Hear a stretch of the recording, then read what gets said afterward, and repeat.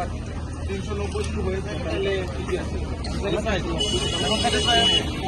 পয়সা বেশি যাকে দেবেন, যদি 1 পয়সা নিয়ে থাকেন এই টাকা ব্যাগ দিতে হবে। আমাদের গাড়ি আছে, আমাদের জিজ্ঞেস করেন যে 250 টাকা বেশি। আপনি আমি কি সাপ্লাই আপনাদের গাড়ি আছে? গাড়ি আছে, আমাদের কাউন্টার থেকে দেই।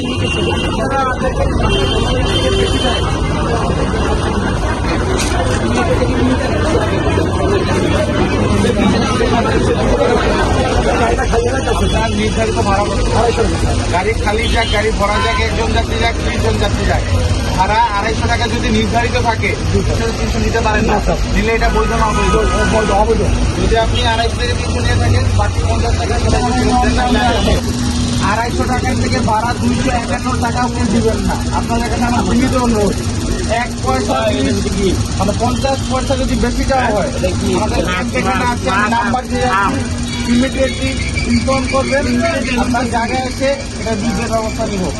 1 টাকা বেশি নেওয়া হবে, হয় এটা মুসলমানের ফেরত দিবে, নাইলে এটা দিতে আমরা আইনানুগ ব্যবস্থা নিব অন স্পট।